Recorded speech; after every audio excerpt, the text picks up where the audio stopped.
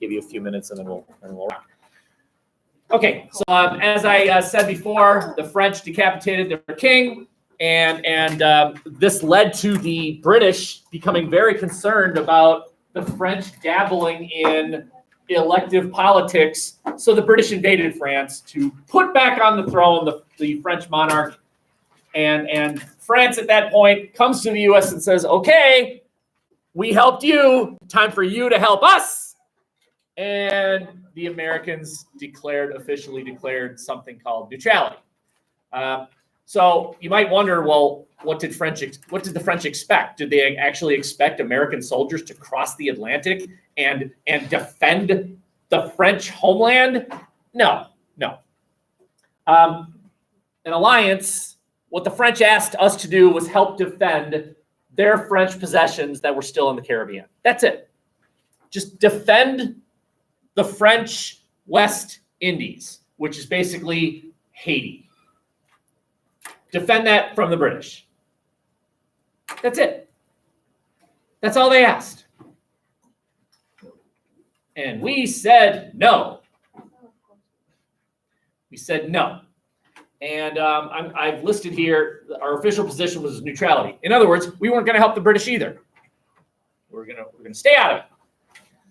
Synthesis, this is exactly what President Trump decided to do as far as this conflict in Syria. I don't know if you're following that at all, but all American soldiers have been withdrawn from the northern Syria border, and yesterday Russian troops swept right in. We left, and here come the Russians. And this is where President Trump has received a bit of criticism, like you're letting the Russians win. But his argument, Trump's argument, which again you may agree or disagree with, was it's not our problem. Why are we there? To which critics say, well, when American soldiers aren't there, Al Qaeda gets created, and then Al Qaeda crashes planes into buildings here. Better to prevent it from starting in the first place. Again, we'll get there. Two other terms that are quickly just going to be defined to you: isolationism or isolationist. Anyone know what it means? What? Yeah.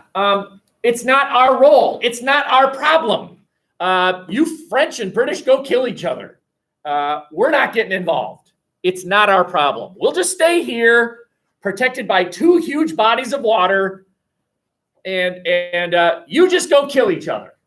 And I would argue that the U.S. had this sort of isolationist approach to varying degrees right up to about World War I. It's like, stop bugging us. We're not involved. It's not our problem. Okay.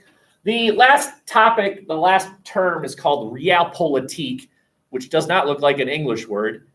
It isn't. It's a French word. Realpolitik. Anyone want to take a shot? What do you think it might mean? Real politics. In essence, that's exactly right. What does that mean? I mean, didn't the Americans promise the French that we would help you? Help us now. If you ever need a hand, we'll help you. And then a couple years later, the French say, we need your help. And the Americans say, no. And the French are like, what? You promised. And our response was, realpolitik. What does that mean?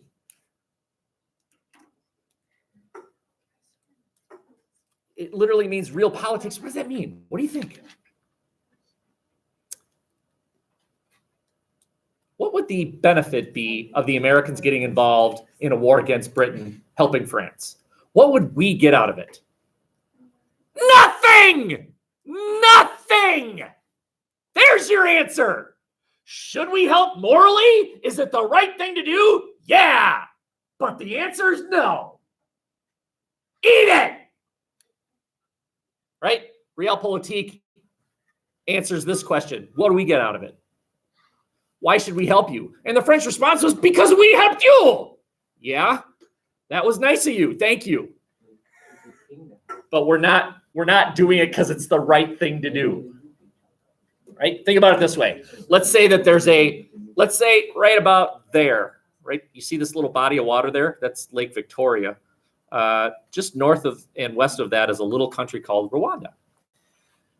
Any of you familiar with the Rwandan genocide of the 1990s? Okay, so Hotel Rwanda, that movie, very good movie.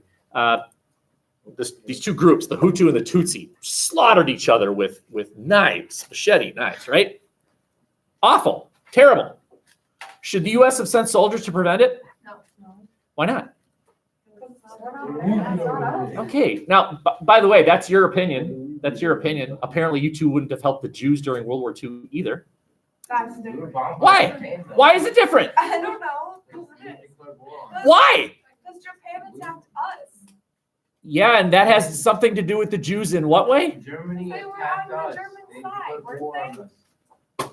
I can't wait to get to World War II with you. Okay. All right. To those of you who say, no, it's not our problem, it's sad that the Hutu and the Tutsi are slaughtering each other, but it's not our problem. That's realpolitik. The right thing to do would have been to stop that. That's the moral thing to do. But you can't operate on the moral thing to do when you're talking about world politics. What's in it for us? The end. That's it. And that's how Georgie Porgy operated. Okay, let's keep going here. We are slowly inching our way toward the War of 1812. We didn't decide to help France, but that doesn't mean we didn't have problems with Britain. And I've identified 3 continuing problems with this annoying former mother country of ours, Britain. The first problem was they're still occupying these military forts. They never left. They were supposed to leave. Those forts in the Ohio River Valley, built originally by the French. Then the British took over. Remember Pontiac's Rebellion attacked a bunch of them. They're still there. They're in the United States. Leave. And the British are leaving. Problem number 2 is not only are the British not leaving, but they're selling weapons to Native Americans who live in this area, specifically a group called the Miami. This Miami's in Ohio, but yes, the word Miami is a native tribe. Okay. Yeah.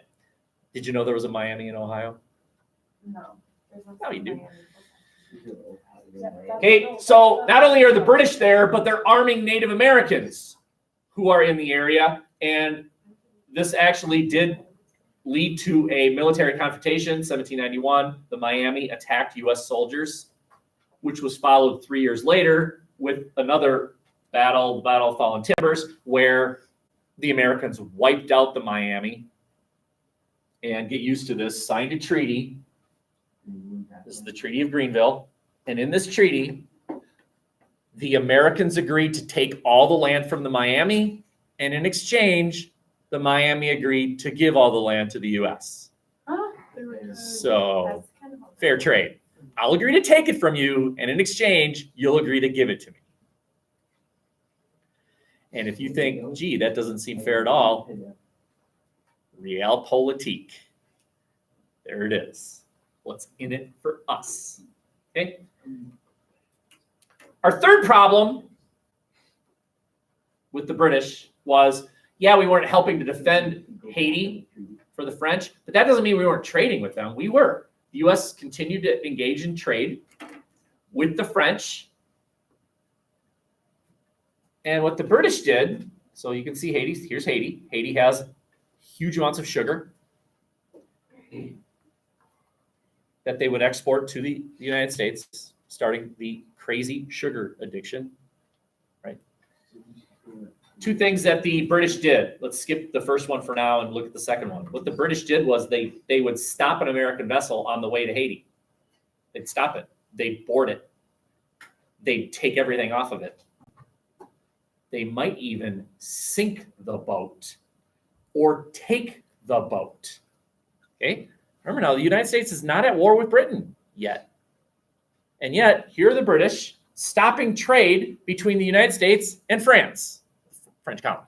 Okay? Well, that's not very nice. The second thing was something called impressment. Impressment. You see the word impress in there? So here comes the American boat on the way to Haiti, and here comes the British boat. And the British boat, all the men would start flexing, and the Americans would be very impressed. No, that's not what that means. Does anyone know what it means? Impressment. Yes. It means to take the people of that boat prisoner and use them as British workers. Very good. Welcome to the British Navy. We're going to take your boat and we're going to draft you into the British Navy. Americans had a reputation for being good ship builders and good sailors. And they spoke English. Yes, dear. How can you be part of the British Navy if you're not British? Realpolitik. Hey, you are aware that during the American Revolution, the main adversary of the Americans were Germans, right? Well, how can that be? The same word you just said. Realpolitik, right? The British hired the Hessians to fight for the British. Okay. I mean, you combine all this together. And a confrontation is on the horizon here. Round 2, right? We beat you during the Revolution, and the British are they're just itching. Oh no, we still have soldiers in the United States? Oh, maybe you should attack us. Oh my God, we armed Native Americans that are killing American soldiers. Aren't you mad? Oh, we're taking your boats and your sailors. Oh, son. Right? The British are just itching. Let's go. Let's go. Come out. And then we did something annoying. We signed a treaty. It's called Jay's Treaty. Okay. This appears to be a treaty that settled our differences with Britain. Jay's Treaty, by the way, named after a guy by the name of Treaty. No, Jay! You met this guy, John Jay. Right? Chief Justice of the Supreme Court. Okay, look at everything that the British promised. Remember those forts? British promised to leave. We'll leave. Okay? By the way, did they? No. Nope. But they promised to. Look what they agreed to here. This is one of my favorites. The British agreed to pay for every boat they sank. Do you notice what they're not agreeing to do? Give back to people. That's true. Stop sinking the boats? Nope, they promised to pay for it. If you're the British, why would you do that? Why not just say, we'll leave the boats alone? Why sink the boats and then write the Americans a check? That's right, so that they can continue to deprive France of whatever the United States is trading with them. Right? For the British, it's a win-win. In exchange, the United States agreed to remember the group of people called loyalists? Loyalists were Americans who were loyal to the British. Well, after the British lost the Revolutionary War, a lot of loyalists did not have pleasant lives, right? You were on Britain's side, and they had their property taken away, businesses were closed, et cetera, et cetera. In essence, what the United States promised was, we'll be nice to the loyalists. We'll be nice to them. It's said here is Americans pay off debt to these loyalists, right? And then finally, the border between this thing called the United States and this thing called Canada was established at that line right there. Okay, anyone happen to know what line that is? You understand latitude and longitude? Anyone know what line that is? What is that? You and I here. Did you know that you and I here are almost exactly halfway between the equator and the North Pole? We're at 45 degrees. It's almost exactly halfway, right? That's why our falls and our springs are rather pleasant. It's because we have equal amounts of sunshine and darkness during those times. What's the line between the United States and Canada? That line. Does anyone know the number? So we don't know the number. Okay, that's right. It's 49 degrees. It's 49 degrees. You and I are at 45 degrees. Not that you have to know that, but there is something that's kind of funny, and I'll draw it out. Any of you ever wondered why Minnesota has that stupid fin? Why it has that little fin? You know what I'm talking about? A little square on top of it? Yeah. So Minnesota is shaped like this. Why are you laughing at my drawing? I'm self-conscious.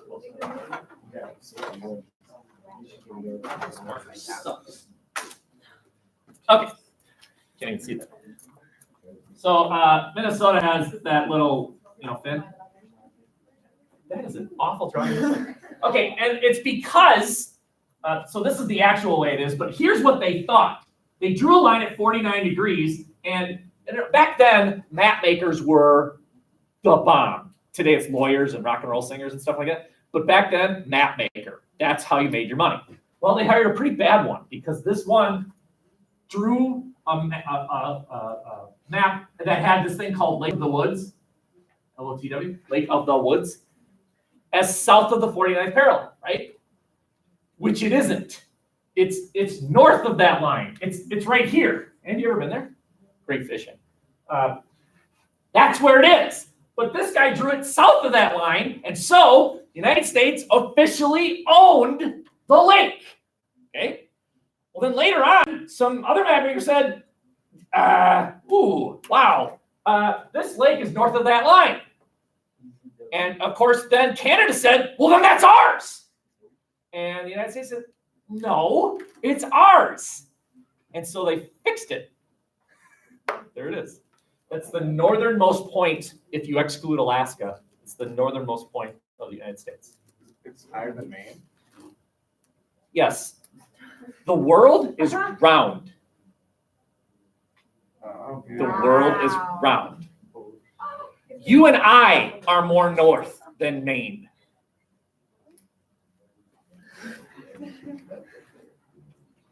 The world is not flat. Here we are. So you have to curve up. We're more north than Maine. Oh my God. Juniors who don't know it. It's a... Okay. Any questions here? It established the border. By the way, it established the border to the end of the United States, which is the Mississippi River. Okay, we don't own this yet. Eventually we will, but this treaty actually established the border over here. This comes later.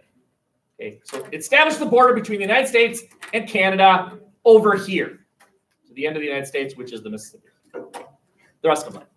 There's one other treaty that the United States also signed, and it was between the United States and Spain. So it looks like we're solving problems left and right. It's called Pinckney's Treaty. Remember, the problem that we had with Spain was that they controlled New Orleans, so they controlled the end of the Mississippi River. Well, this treaty allowed the U.S. to pass through New Orleans.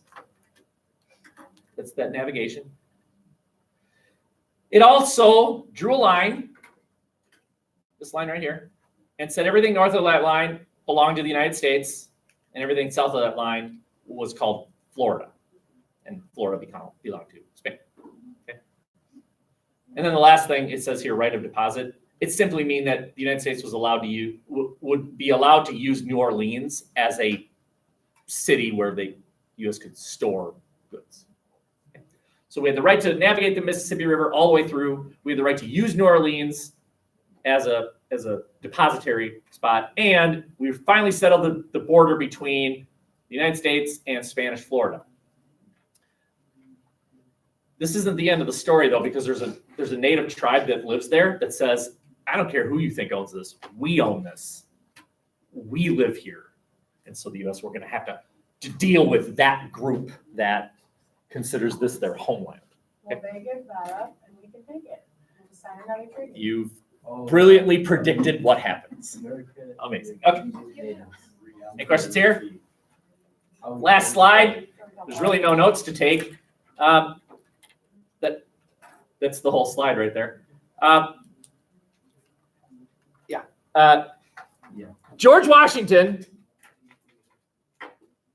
runs for re-election and wins. He's president for 8 years, and then says, "I'm done," which is amazing, right? I mean, over there in Europe, you've got Napoleon declaring himself leader for life. And in Britain, you've got kings who rule until they die. And then you've got this guy who says, I'm done. It's not about me. It's about the office. That's what matters.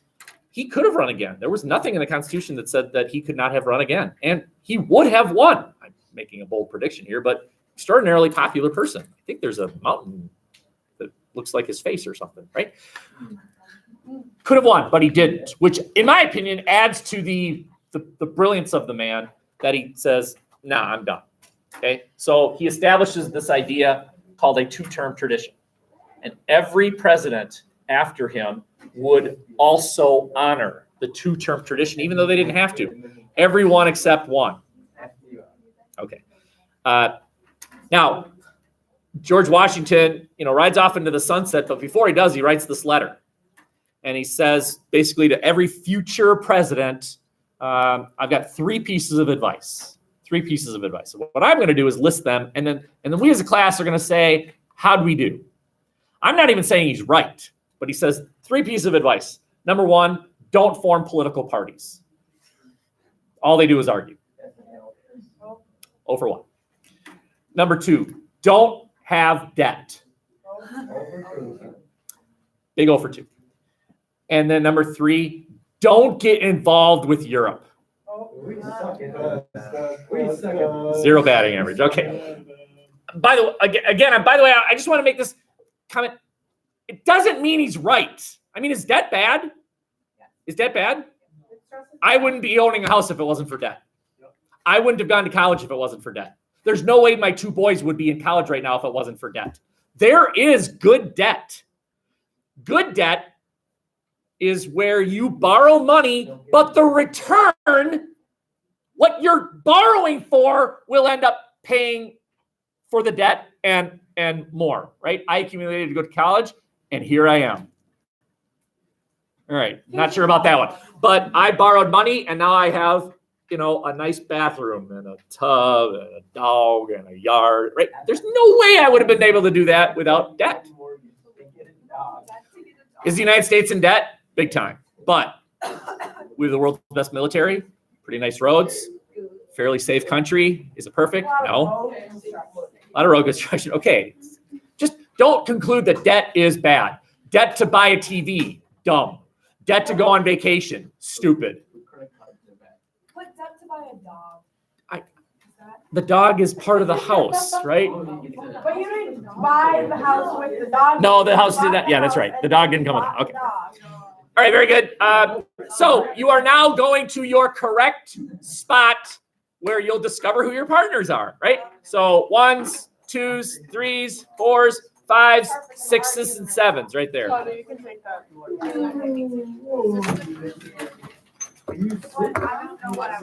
And go ahead and circle the wagons, right? Make your desks a circle.